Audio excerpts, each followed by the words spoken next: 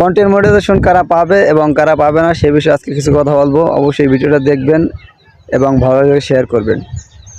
মূল কথা হচ্ছে ভাই, 2025 সালে ফেসবুক আমাদের নতুন আপডেট দিয়েছে যে আপনার ad on reels, instream ad, এই মনিটাইজেশনগুলো উঠিয়ে নেওয়া যাবে এবং একটি মনিটাইজেশন দেবে, সেটা হচ্ছে কন্টেন্ট মনিটাইজেশন।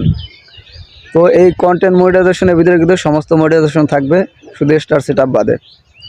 এইখান থেকে কিন্তু আমরা পিকচার আপলোড করলে আর্নিং হবে, আপনার টেক্সট আপলোড করলে আর্নিং হবে, লং ভিডিওর আর্নিং হবে, শর্ট ভিডিওর আর্নিং হবে, সমস্ত কিছু আর্নিং কিন্তু এই কন্টেন্ট মনিটাইজেশন থেকে হবে। তো এই কন্টেন্ট মনিটাইজেশনটা কারা পাবে সে বিষয়ে আমাদেরকে অবশ্যই ধারণা রাখতে হবে।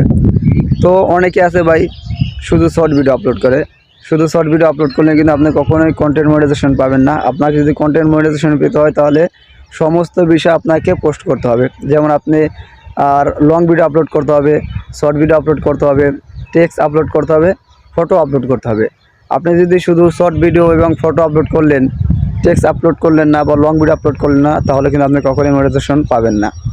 তো কন্টেন্ট মনিটাইজেশন পেতে হলে আপনাকে অবশ্যই ফেসবুকের যে গাইডলাইন এবং রুলস আছে সে অনুযায়ী কাজ করতে হবে।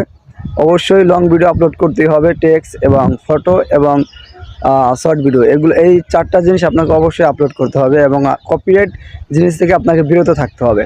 তাহলে কিন্তু আপনি কন্টেন্ট মনিটাইজেশন খুব তাড়াতাড়ি পেয়ে যাবেন। তা নাহলে কিন্তু আমি যতটুকু জানি বা আমি যতটুকু আপডেট পেয়েছি তাহলে কিন্তু আপনি কখনোই মনিটাইজেশন পাবেন না।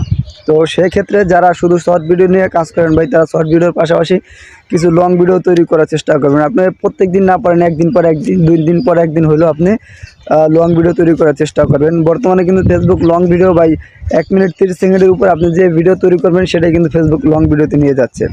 তো সেক্ষেত্রে আমি বলবো আপনারা যে কোনো কিছু টপিক নিয়ে সামনে ক্যামেরার সামনে আসুন, কথা বলুন এবং সেই ভিডিওগুলো লং ভিডিও আকারে তৈরি করে ফেসবুকে ছাড়ুন এবং প্রত্যেক দিন বেশি বেশি অন্ততপক্ষে 2টা-3টা পিকচার আপলোড করুন, কিছু টেক্সট আপলোড করুন, ঠিক আছে?